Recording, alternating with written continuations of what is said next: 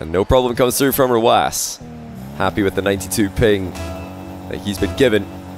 Now let's see what can Furia's Caard do against, in the minds of many, the best 1v1 player on the planet. I know that's going to be a forever controversial statement to apply to any single player, but Rw9 has absolutely got one of the best claims to that title, and of course it's mainly to do with his, what's less controversial to say about him, his best defense in the world. Quick look at it right there. I should have specified, but yeah, this is real. It looked like a real match. Very kind of Rw9 to ask, though, if it was a test after scoring a pretty merciless mind game. Oh, I said thanks to 65-month tier 1. He says, when am I playing? How's your ones grind going in prep for G8? Are you going to be playing the ones with Gladiators, OSM? Is that still a secret? Mitchell Deer, thanks to the 24-month tier 1 as well. Welcome back to the channel. Also the Lifeless Nerd with the 6-month tier 1. Now, a lot of you guys are probably thinking this is going to be quite a one-sided matchup, but don't underestimate Caard. He's just put another goal past Rw9, and that is not a bad goal. Pretty much a dead stop takeoff into the reset. Not a lot of momentum to work with, but he makes his own momentum and goes up 2-1. Now, although Caard is one of the players with the least experience, both in show matches and tournaments, when it comes to 1v1, I think probably the least experience when it comes to show matches and tournaments out of the 16 players taking part in this event. Yeah, he's over in Europe already, preparing for Gamers 8 with his team Furia, and he is, I think, top 20 in the world in ones last time I checked, so yeah, he's looking very good. Now, I've casted a few show matches from him in the past, and I've always been very impressed with his control, been very impressed with his mechanics. He's not a player who just throws himself around aimlessly. His mechanics are always full of purpose, and what I mean by that is he only makes moves he deems necessary. He's not a player who just lands a reset on the ball for the sake of it. Every time he has a reset, he has a plan for how to use it. And already he's giving Rw9 a little bit of trouble. If this is the first time they've met, I'm not surprised, because Caard does have a very unique 1v1 style. I'm sure Rw9 will have the tools to handle it, but it might take some getting used to. I mean, most players who play against Rw9, they just start throwing themselves at what essentially is a brick wall, and they find out to their dismay that you can't do that. You can't just brute force Rw9. He will outplay you. He will bait you in and counter-attack you. But that's really not what Caard does. I don't expect to see him giving away many easy goals. And Rw9 will have to be on his best behavior if he's going to keep Caard at bay. Now, equalizer comes through. Rw9 makes some space with the demo, and then takes his time to put the ball past Caard, who looked pretty out of place there. That's one aspect of Caard's game that I do expect to struggle in this matchup, is his defense. I don't think that Rw9 gets enough credit for his offensive capabilities. You know, partly my fault, I'm sure, because I hype up his defense so much, but he is a very, very dangerous attacker as well. He's such a quick player, in 1v1 especially, and he's got, you know, a really, really solid physical game. He's got a very consistent aerial game, and I think his ground game is, goes without saying, is world class. So that's going to be the tricky part for Caard, I think. How do you handle Rw9 once he gets control of the ball? Because so far, when Caard's had control of the ball, he's been handling Rw9 exceptionally well.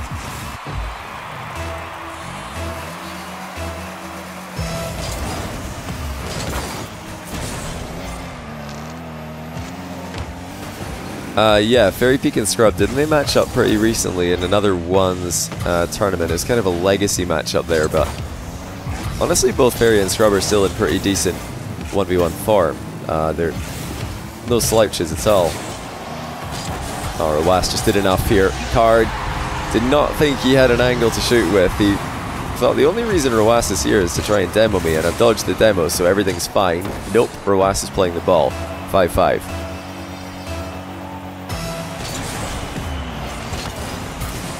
I saw, by the way, a Reddit thread pop up recently. Somebody asking who are the all-time 10 greatest 1v1 players, and there's some interesting takes being thrown around. You know, some people thinking that Jorius doesn't belong in the top 10 all-time.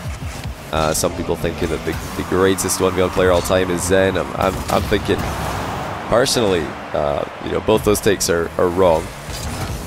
I think that the top 2 all-time, it's never changed. It's always been, since they dominated, it's always been Scrub and Fairy Peak.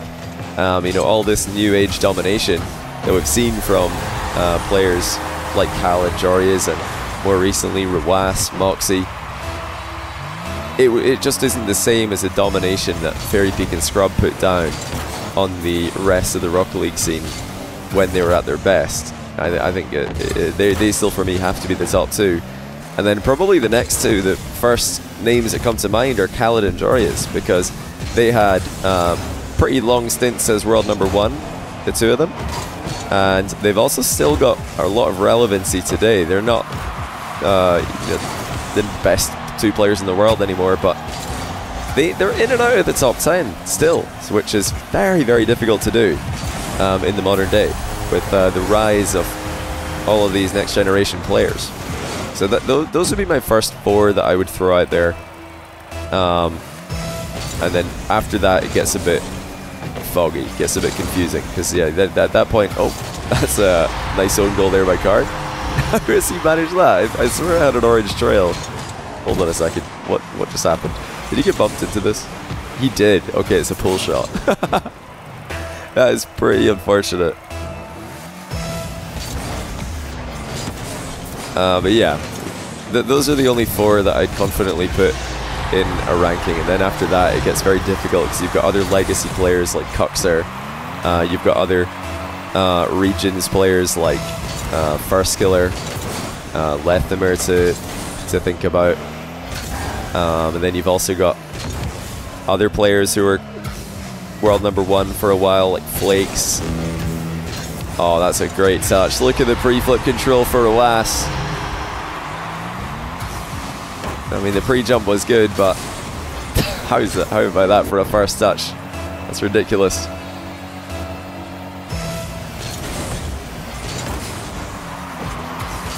Yeah, how many names have I said there? That's another 2. 1, 2, like 3, 4 names already. I mean, that's already nearly 10 names, and you've not even mentioned any of the new age players like Rw9, Moxie, Daniel, who, you know, in fairness to them, are all greats. Zen has to be in there all time. No, he doesn't, because Zen, he did go on a very impressive win streak, but apart from his win streak that he went on, which gave him a very strong case for being world #1, although it wasn't unanimous because of the player on your screen right now. That's all he's been able to do so far. Now I think we're likely to see more from Zen in the future for 1v1, hopefully the near future with Gamers8. But you can't compare one win streak to multiple tournament wins, you know, years of domination in the cases of some players. It's just not the same. It's probably the most impressive win streak in 1v1 history, just because we know how strong players are these days. It's definitely the most impressive in some ways, but it's not the most impressive in every way. Fairy Peak was undefeated for like 18 months. And he played every month, like for that 18-month window. He played, or was it 16 months? I can't remember if it was 16 or 18 months, but Fairy Peak, I believe it was like 18 months and he played every month, 16 win streak. I mean, that's just insane to be that dominant for that long, and none of the matches that he played were even close. He just crushed everyone. Scrub killer, you know, for years. Considered #1 or #2 in the world. It was Scrub and Cuxer. Then it was, when Cuxer fell off a bit, it was Scrub and Fairy Peak. You know, he was just #1 or #2 for the longest time, and you can't really compare a few months of domination to years of domination. That's just my opinion, though. Yeah, maybe it's time to put together another 1v1 tier list, or top 10, or pyramid. Maybe I should do a pyramid. Pyramids are pretty cool. I enjoyed the GOAT pyramid I did for 3v3. Maybe I should do one of those for once. Yeah, top of the GOAT pyramid would be Scrub and Fairy, then next down will be Caard Jorias. I don't know if I'd put anyone else in tier 2 alongside Caard Jorias. Maybe after some thought I could sneak someone else in there. Ideally I'd want to have like 4 players in there. So okay, who joins Caard and Jorias in tier 2 of the 1v1 GOAT pyramid if you need to put 2 more players in there?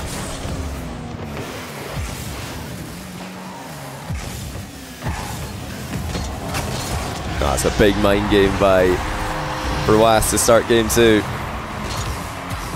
He's really rolling now. Oh my goodness, I didn't even mention Appjack when I was talking about all these other players. Yeah, of course, Appjack's another shout for top 10, of course. Yeah, you've really got to think about it, don't you? Got to total up the all-time wins, the all-time win streaks, the tournament wins. Yeah, I feel like having a solid stint as world #1 is one very important aspect, and then having a good tournament record is another aspect. And yeah, win streaks are obviously kind of important. So that's, if you're looking at all 3 of those things, some players have all 3, some players have 2 out of 3. See, the problem with Farskiller is like a good shout, but while Farskiller dominated North America, he didn't have wins against Europeans. The only Europeans he played while he dominated NA. It's a pretty comical landing there by Caard as he has to waste a lot of boost to fly back onto the wall. Oh, he's done really well in the follow-up though, forcing Rw9 to recover well. Yeah, longevity matters as well, of course. Very, very important. Did Caard ever win tournaments? Caard won the first ever Salt Mine, and he did it by going undefeated in the qualifier, the European group stage, European playoffs, and the Worlds playoffs. That was a 15 win streak, I believe, when you put all that together with his show match that he won afterwards against, who did he play a show match against, like Rybsy or someone? But yeah, Farskiller, he played against OSM, Flakes, Ixo, and I think Flakes again while he was #1 in NA, and he lost all those series. So that was the problem for Farskiller, is that while he was dominating NA was a lot weaker than EU, because some of the best players had just like decided one day that they just didn't want to play ones anymore, and it kind of left a bit of a chasm in North America, whereas the best players in Europe just kept on playing even if they weren't expected to win. Yeah, Rw9 is just, he's taking it to another level. Caard had a chance in game 1. He's looked like he's had absolutely no chance in game 2. Oh dear, Rw9 is just making him look silly, but what can you do when Rw9 is in this kind of form? Maybe score a counter-attack goal? Nope, maybe it's Rw9 scoring a counter-attack goal on you. He always finds a way to bait his opponent into thinking that they're going to score. Leth was better than Farskiller. At one point, Lethamyr had a claim to world #1, but it was a short-lived claim, and it wasn't a very, it wasn't clear. The only players who have had a clear world #1 claim were Marky Duda back in the day, Scrubkilla, Cuxer, Fairy Peak, Flakes, Caard, Jorias. Ever since then, it's been a bit unclear. They're the players I would say had a certifiable best in the world claim by a noticeable margin. Rw9? Yeah, you can say Rw9 more recently, but even that was debated. Some people thought that Zen was still #1 in the world, even though Rw9 beat him. But what I'm saying is, those players I've just listed, when they were #1 in the world, no one debated it. They were just everybody's #1. Yeah, Rw9, I said he was, I called Rw9 versus Zen the match for world #1. Because for me it was, but it was still debated by a lot of the Rocket League community.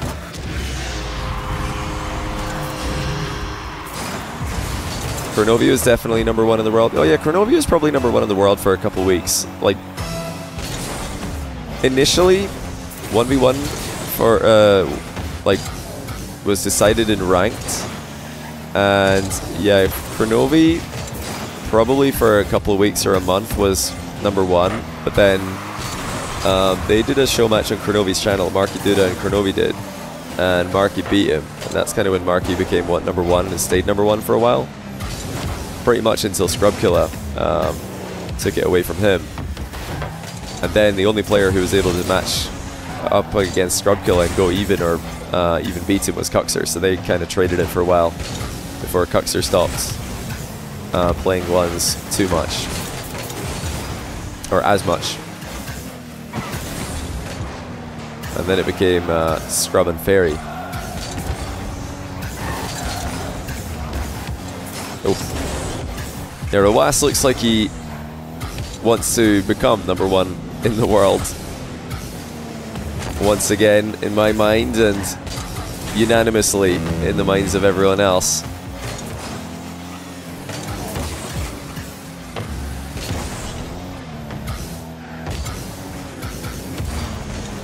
Oh my goodness, he's just going for everything. I mean, from Caard's POV, this must just look silly.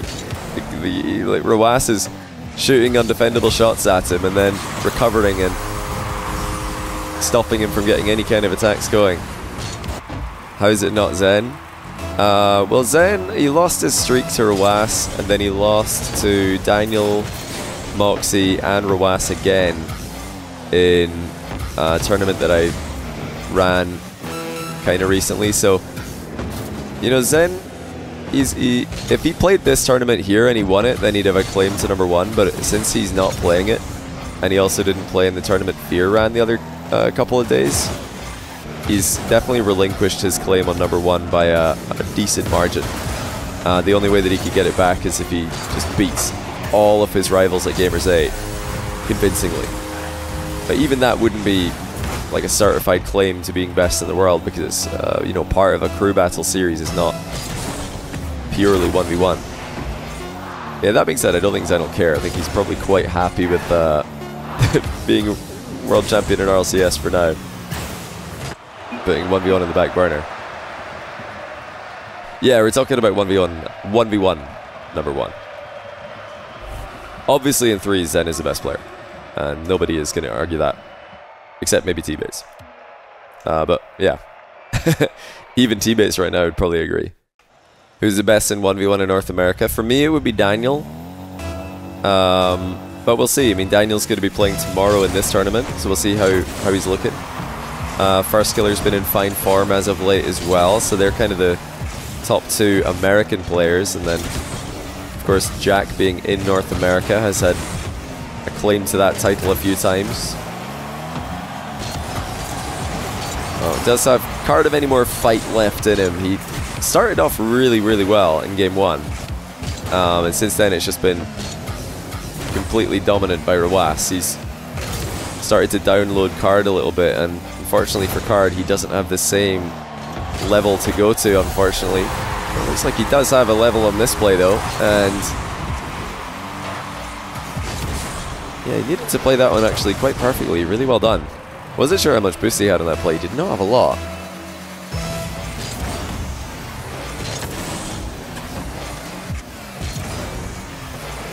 Is it about nationality or servers? Well, that's obviously up for everybody to decide for themselves, but if we're saying best player in North America, well, right now it would be Daniel, because FirstKiller and Jack are both in Europe, but if you mean best American player, I'd say still Daniel.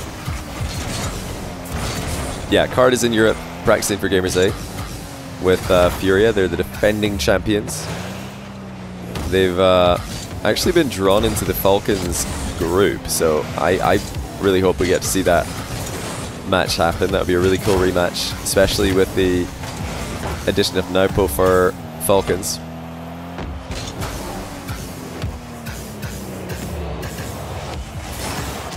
That's a beautiful air dribble by Rw9.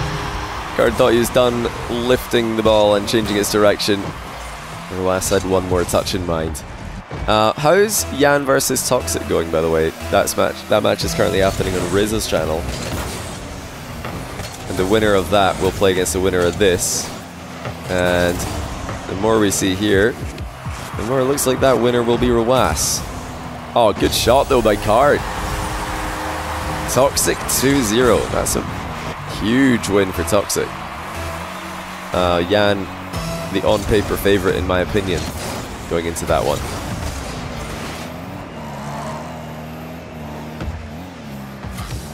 Does Caard have a game in him? There's been moments where he's looked very impressive in offense in this match, and there's another one for him. Is Toxic winning game 3 as well? Are we speed running the group right now?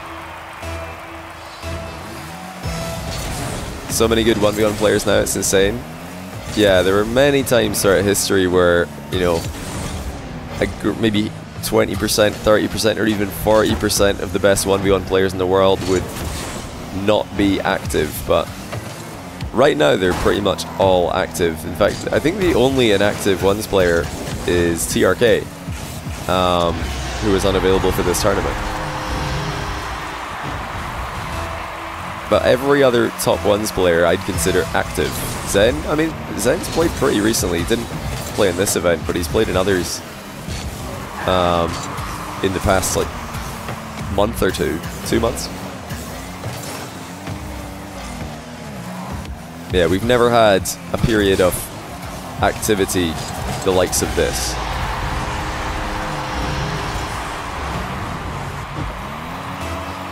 Drifting Maniac, thanks to the Prime, welcome to the channel. Dampen Heart, thanks to the 11-month Prime. He says, can't wait to watch this back on YouTube, came to show support. Well, thank you very much. Thank you to all of you who stopped by from YouTube, either to just say hi or to drop a Prime like Dampen Heart did. Toxic 3-0. That's a very one-sided result that I did not expect. I thought Jan would have the edge there. And if I had to guess the scoreline, I would probably have said game 5, but Toxic 3-0 is a statement. A very, very big statement. Going into the upper bracket final of this group, if it's going to be Rw9, and it looks like it will be, then Toxic's going to need to take that form with him. Slow approach from Caard, just slightly off target, not that it matters. Rw9 guides the ball to the corner anyway. Here comes Caard again though, and that's a nicer angle on the dribble. A low 50 by Rw9, sufficient to stop the attack dead. Do these players stream? I've not seen Caard or Rw9 stream recently. Jan does stream though. A nice bump. Caard catches Rw9 with an air dribble bump. Now most of Rw9's saves on his air dribble bumps have been using the exact technique that he just tried to use here. Jumping over the bump and then using his dodge to hit the ball away from danger. But you'll notice Caard actually flew much higher there. Now if Rw9 is paying attention to that, he's going to try and go around the side or maybe even underneath the next bump Caard tries, to try and deny Caard some kind of similar success. Oh, nice shot, saves Caard. Rw9 caught him out of position. Caard had boost, but he did not shadow appropriate distance. At an appropriate distance, I should say.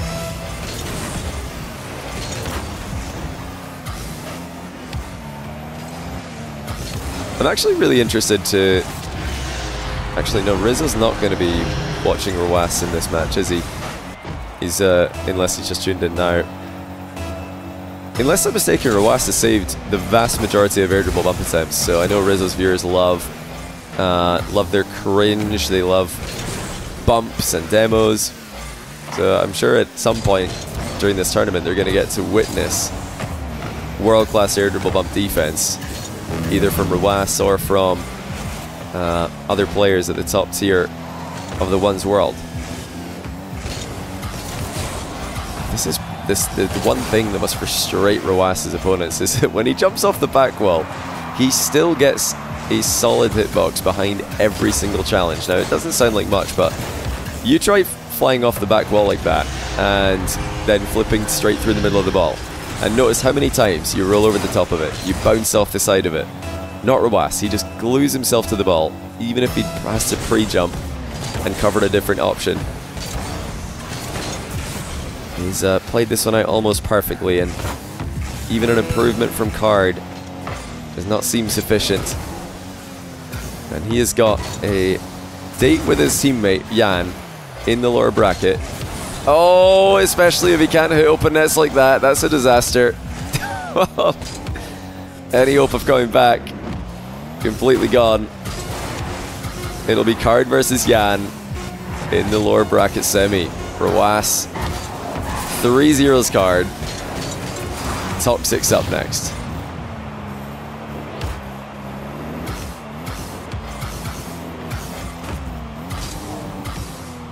Is the Toxic Jan series finished as well? 3-0?